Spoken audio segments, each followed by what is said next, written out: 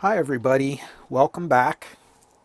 Well, I really have not had any time this week to do any work whatsoever on this. So here it is, the weekend starting up, and I'm just getting back to this. So all I did was I put the faceplate and the cover on, and I just was running it through its last few tests before I started doing a video. And what I mean by tests on this, I mean making sure all the knobs and the functions work after reassembling it. Here's a problem though. I ran into some issues, and it looks like this video, instead of being an evaluation video, checking the performance of the amplifier, looking at distortion and all the stuff we do, I think this is going to end up being a troubleshooting video. So right now, let's take a look. We have everything set flat. I have the input set to the CD inputs. And if I put a YouTube safe song on, you can hear it plays just fine. And again, we're picking this up through the lapel microphone, so we're not worried about how it sounds to you right now. But it works. If I move down to the video and auxiliary input, which is this one down here, again, it works just fine. If I move up to the tuner inputs and we select tuner, nothing. So the tuner input is dead, and strangely enough, before I started rolling the camera, if you selected the tuner, you got this warbly, garbly electronic sound, which was very strange. That has since disappeared. If I go to the phono inputs, of course we have to switch to phono mode here with our buffer amplifier. And if I go to phono 1, again, nothing whatsoever. And if I go to phono number 2, nothing. So what this is telling me is there is something wrong with the input select circuit. Everything else seems to be working fine. The amplifier is putting out full power. But again, these 3 inputs don't work. So only 2 out of the 5 inputs work. I kind of just did a quick scan through to make sure there were no knobs or anything out of place. There's nothing wrong. So it has something to do with our input select. So we're going to need to look at that and see if we can find out why it's doing that. Okay, first things first. When we rotate this knob, you can see it right there. That, in turn, moves this little slide here. See the little cable? And that makes the little switch move back and forth. Let's see if we can demonstrate that. And you see it moving in there? So that's how that works. Okay, here is a tiny little bridge right down here. See it? Let's see, let's remove that and see if possibly that's the problem. I don't know. See, when you reflow these boards, you really have to be careful because these traces are tiny and it's very easy for this to happen. So let's see if we can clean that up and see if I can slide around the camera again. There we go. Okay. And then let's reflow those properly.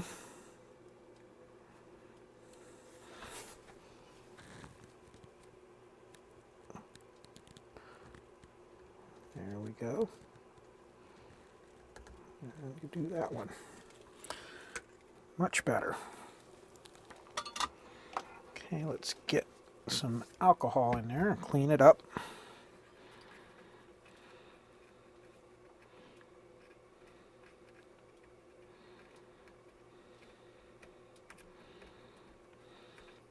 And then I will look in the camera and make sure that it's clean. Let's see.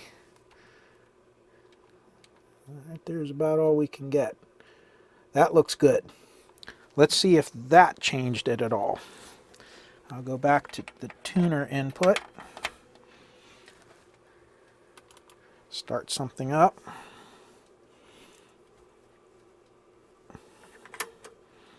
We'll see what happens.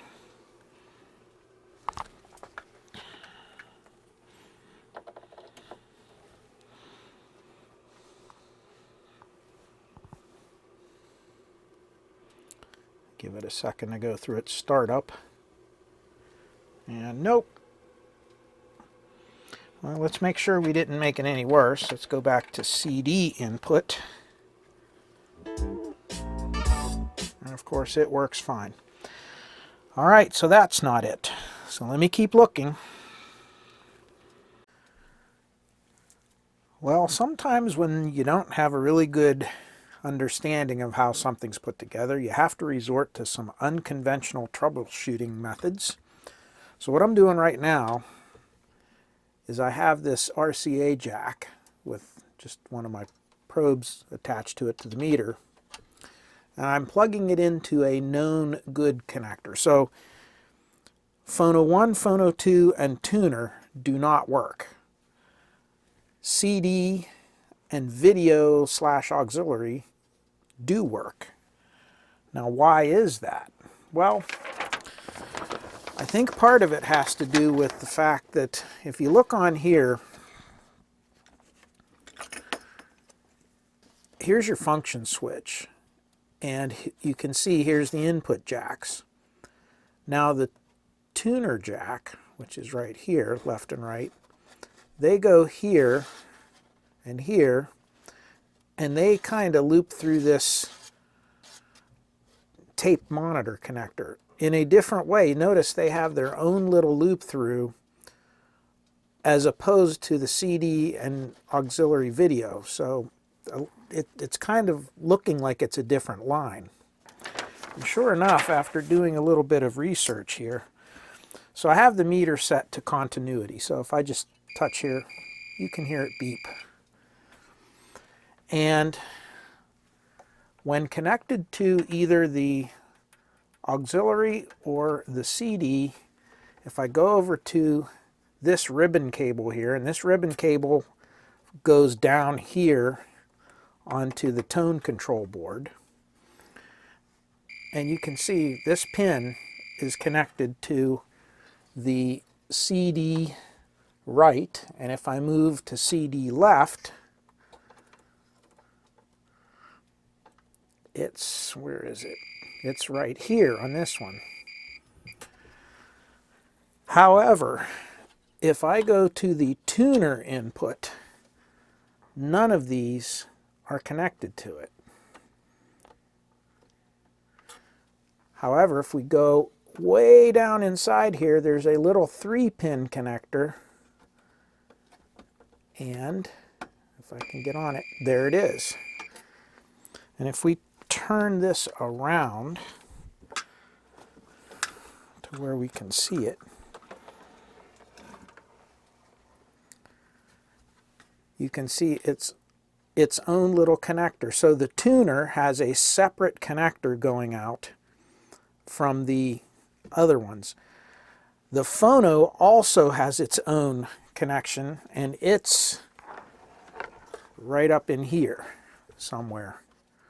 I think this is it right here. So each one of them has a different path to get into the selector. Now, this switch, this slide switch right here, and you can see it down here, which is connected by this slide cable, is mechanically connected to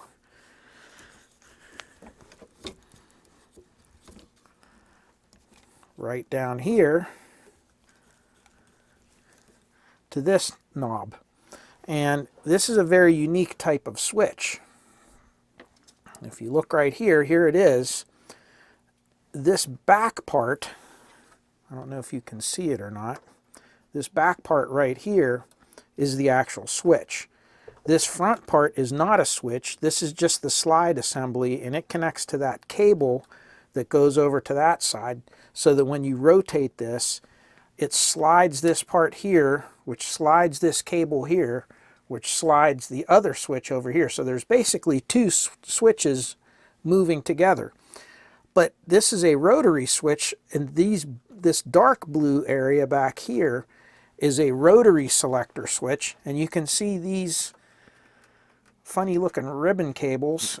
They connect to that, and that's what actually selects the inputs. So you have input selection. The inputs are back here, they're connected to this board, then there's these big long circuit tracks that come over to here, then it jumps through this ribbon cable, and it comes out of the ribbon cable and then goes down into here, which connects to this switch. I've never seen such a convoluted way to do input selection in my life as this. And it's a nightmare because some of these connectors are soldered onto the board. Some of them have those little compression fittings. Some of them carry some of the signals, others carry the other signals. For instance, this one with the tuner comes off of this board up here, and you can kind of see it if I back you up a little bit. It's right here, and if you follow this line right here, it goes right around here and connects onto the board right there. If you can see it, this blue and gray wire right here. It connects into the board on its own. So keeping track of everything zigzagging back and forth is quite a challenge. And what we do know is when we select these two down here, the auxiliary or the CD, those lines seem to be connected properly. But if I go to tuner, I'm not getting a connection. I can check the continuity all the way through to here, but it's not getting through that switch for some reason. And that's where I think we're having our problem. The other thing is I can inject a signal there, and I'll show you that in a minute, and it also injects the signal on the phono inputs along with the tuner. So something is wrong. I'm beginning to wonder if maybe I miswired something. Maybe I got two ribbon cables switched around, or something like that maybe when I had this board out. But I really need to look at this a little more closely and kind of figure it out. But that's where we are right now, and as soon as I find out what's causing all this, I'll come back. All right, as you can see, tuner is selected, and it works. So what did I find? Well, let me show you. All right, I have the thing turned around here, and if you look up inside here, we have this wire, which was the one that I said traced back to the tuner input, and then we had this one back here that goes down to here. And if you look, they both, you can just see it at the bottom of the camera here without me moving it too much here. You can see right here and right here, they're right next to one another as well. Now this side I never removed from the board. These two I did. And strangely enough, when I removed them, I marked them with that paint stick, if you remember. And so I know where they came out of because I marked them with the paint stick. However, when you look on the board, well, it's hard to tell because the schematics really don't show you the connector numbers. But as it turns out, I believe these were swapped before. And again, it could be me. I could have done it. But I find it strange that I marked them with the paint, both the connector and the wire. And I took them off one at a time. So I believe that possibly these were swapped with one another. This board had been out. If you remember, those pass transistors were badly damaged, and the board had had some soldering work done on it. And I think at that point in time, these two cables may have gotten switched. One of them comes from the tuner. The other one has to do with the tape loop wiring, which was really just swapping the signals into the wrong place. So now it's working, and I think that's all that was wrong. Now I'm going to go back through here and check it again and make sure everything's good. I'm going to make sure these are all tight, and then we're going to put it back together and give it another try.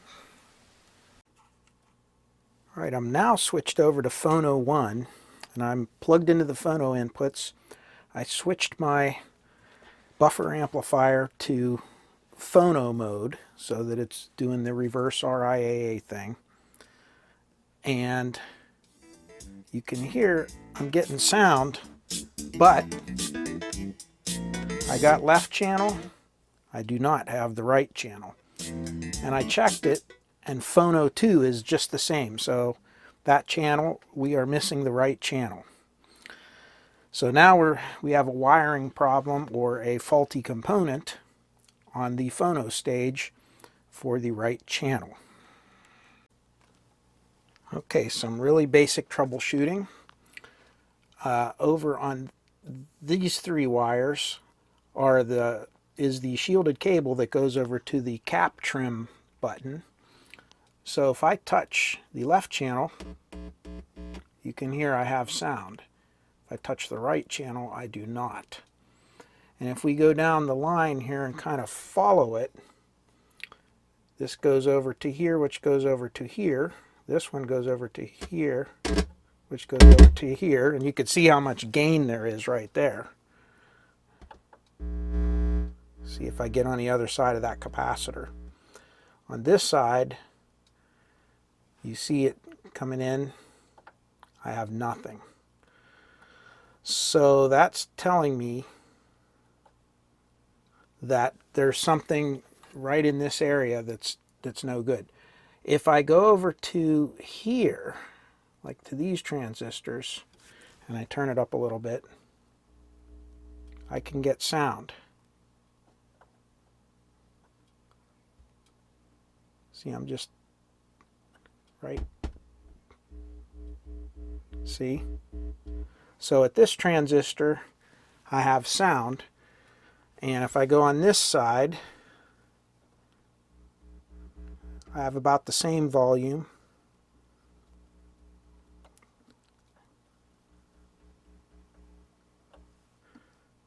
But this one seems dead right here. Nothing. So it could be something in this transistor right here. I don't know.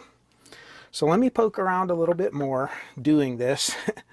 And what we'll do is I'm going to turn on my signal generator. And I have this little probe that I use. You've seen this, I think, in some of the older videos. All this is a BNC connector with a capacitor wired into it for isolation. And then I just put a little wire ferrule at the end. And that just gives us a little probe where we can inject a signal into different parts of the amplifier. So if I turn this on, and I'm just going to put a relatively low amplitude. I mean, and let's see what we get. So if I go in this channel, you could see I have something.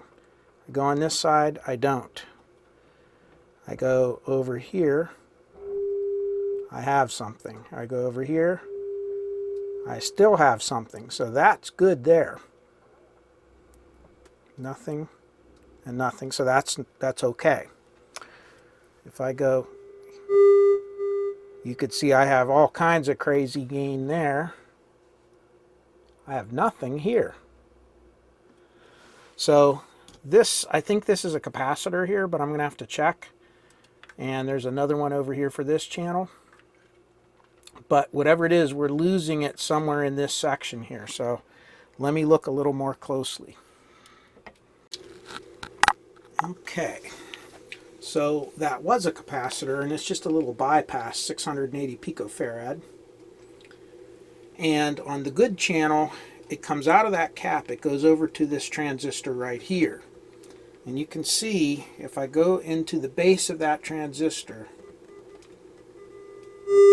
I have crazy gain. I have less gain. So you can see this transistor is amplifying. If I go to the output of the other channel, same transistor, I have sound. But if I go back, you can see I don't have near the gain. See that? That's that channel. That's that channel. You almost can't hear it. So I think we have a bad transistor right there. So we're going to pull that transistor and we're going to check it. Okay, transistor is out. Put it on the tester. And it's showing a good transistor. So this one's good. And it's a pretty high gain also, you could see, 432. So maybe it's bad and it's leaky under load, or there's something else wrong in that circuit. We do know, though, we're not getting any amplification through it, so it's either this component or something connected to it. Right, it's another day. I have a little bit of time to work here, and I'll show you. I replaced these transistors. They all tested good. However, they do have some noise in them. One of them does, which is why I replaced the 4. So I replaced, let me show you, I replaced these two, Q602 and 604, 606 and 608. And it did not have any effect on anything. So, which I kind of was a little bit skeptical, but sometimes with noisy transistors, you really can only replace them to see if that fixes it or not. What I do notice, however, is if I go to the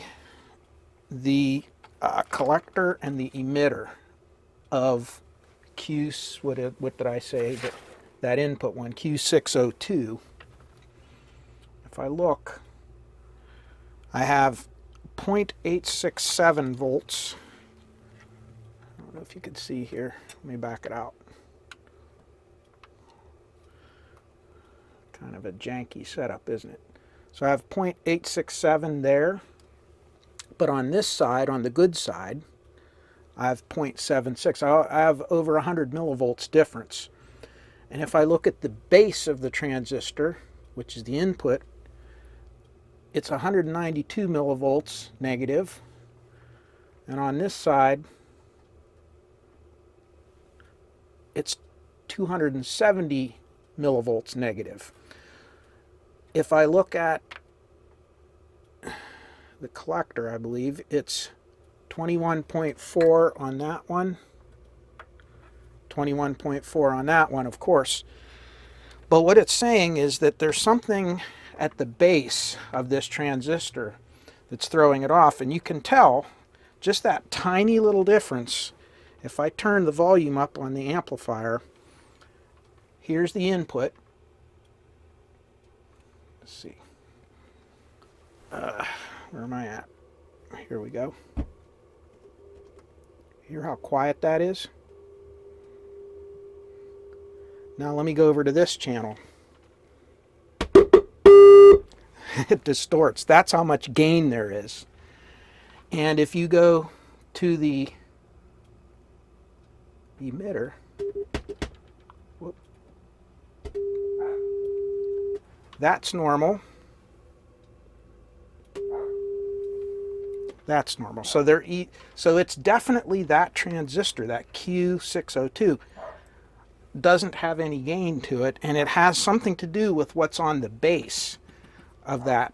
And looking at this, there's really nothing I can see and Bella agrees with me up there, you can see you have this capacitor which has been replaced, and you have this little network here, and then from there you have a 47 ohm resistor.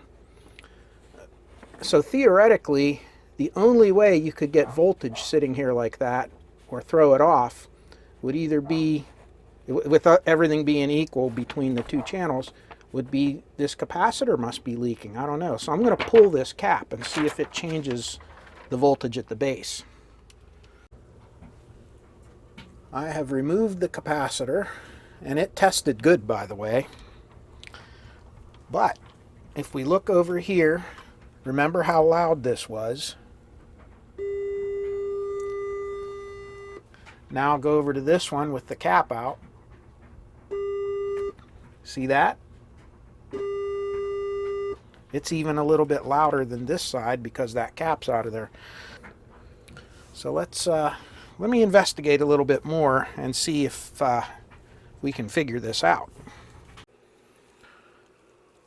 Okay, the plot thickens. So what I did was I removed this little resistor. It is a 47 ohm resistor. Where is that resistor, you might ask? Well, it is right there. So if you look, remember we pulled this capacitor out and the gain came back and it matched this side. Now I put everything back, gain went away. I pulled this resistor, and as soon as I pulled this resistor, the gain came back. It matches the other side. When I measure from here to ground, now look, there you only have, it goes straight over here through the switching network to your input jacks. So there's really nothing in here that could be causing a problem. But if you look over here, you have a 330 picofarad capacitor, you have a 1 meg resistor, and then you have this little cap trim network. And if I measure from where I pulled that resistor with respect to ground, so here's the empty terminal where the resistor was soldered to. If I look here on this side where the transistor side is, we have high resistance. See how it's creeping up? It'll be 120 once that little cap charges up, 120K. But if I go to the other side of that 47 ohm resistor, there is a dead short to ground. So something in there is shorting to ground, and that's where our signal is disappearing.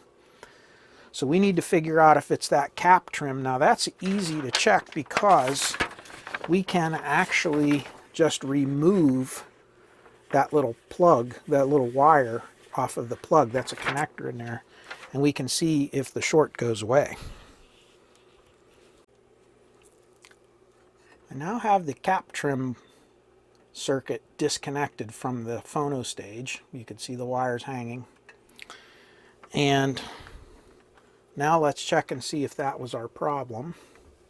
Let's see here. Get you at the angle.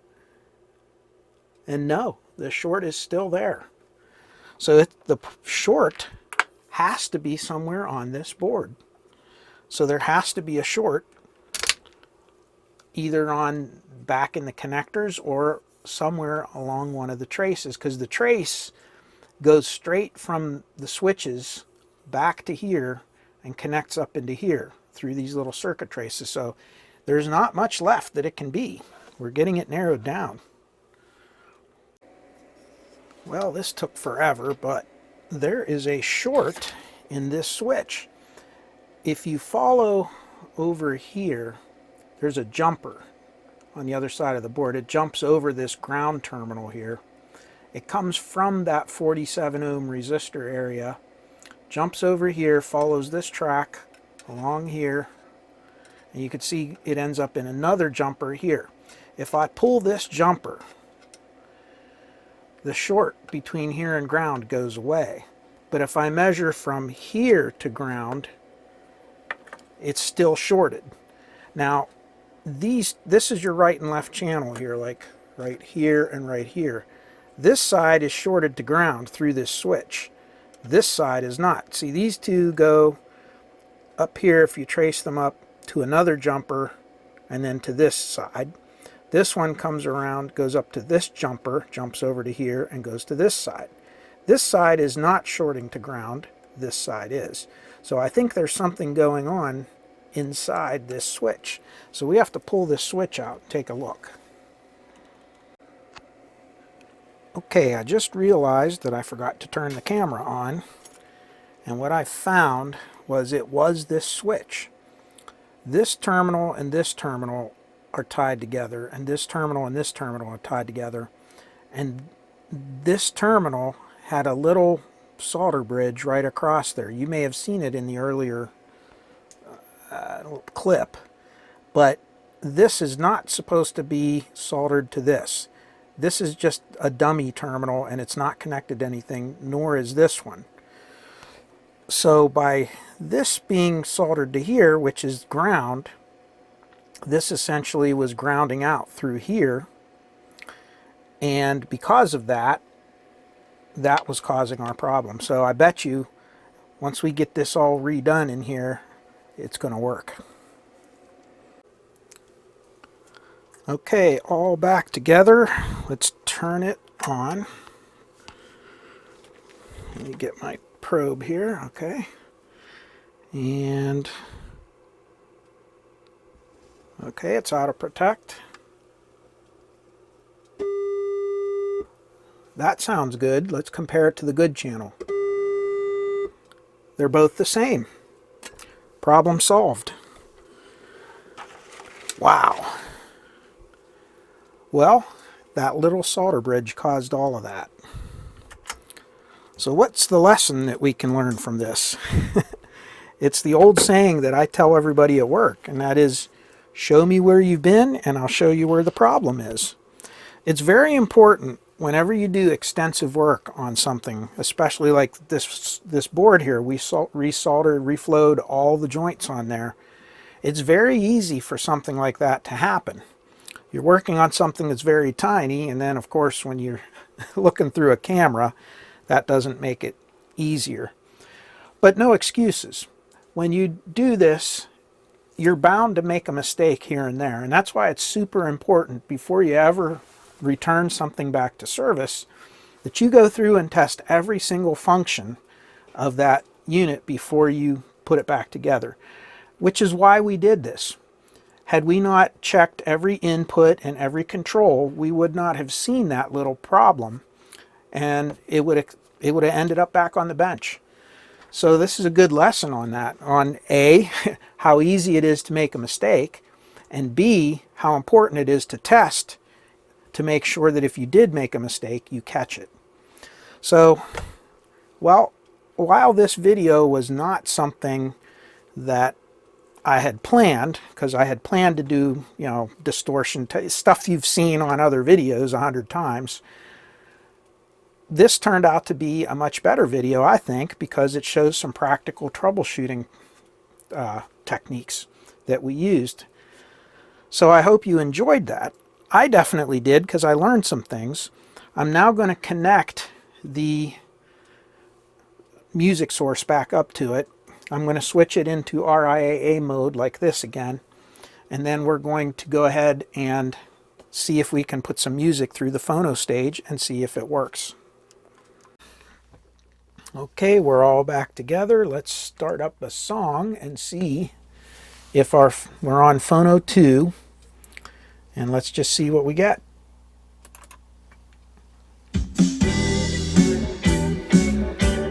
How about that? Let me hold the mic back by the speakers, and then I'll switch from left to right.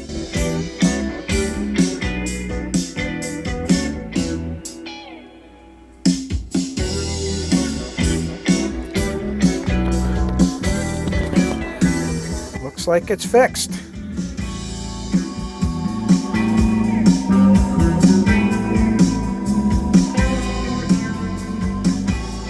Nice. I like it. All right, let's switch over to tuner input, and I'll move this over.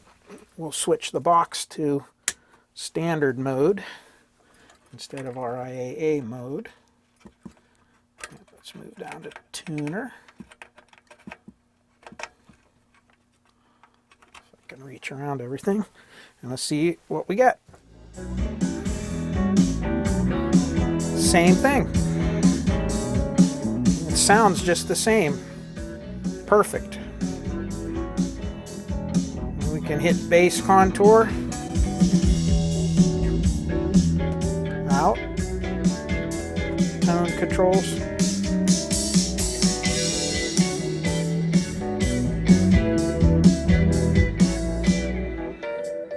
Nice, everything's working. Okay, so what we're going to do now is I'll bench test this once again. I'll check all the switches and inputs and everything, make sure everything's working perfectly. And I think we're going to call this one a wrap. This one's ready to go back to the owner, who probably is going to sell it. I think he bought it to sell, but I don't know. So this might be one of those ones, if you're interested in it, let me know. As long as this video is not too old.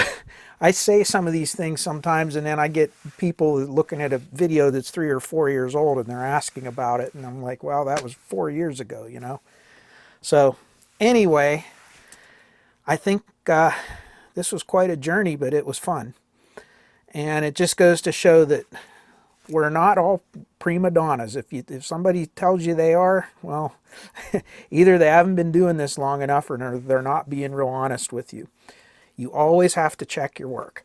It's very easy to make a mistake, and the more involved a job gets, the more intricate of work that you do, the higher the probability there's going to be at least one little problem.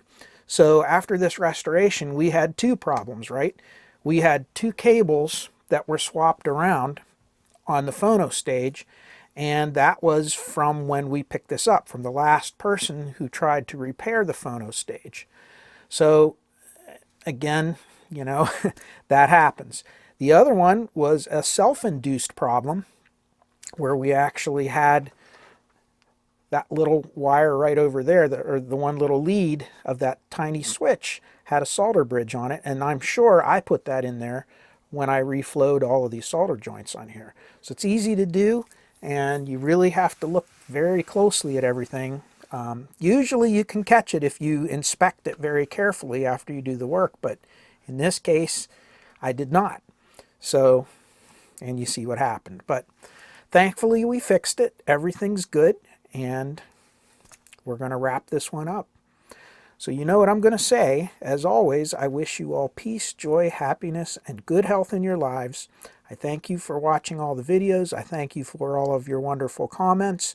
And I look forward to the next project. And I have quite a few things to do. Not among the least is another mod that I'm going to do to my bench. Yeah, the bench is ever evolving, isn't it? But it might be an interesting project. So I'll just leave that one, the rest of that up to be a little bit of a surprise. So again, we'll see you soon. Take care and stay well. Bye-bye.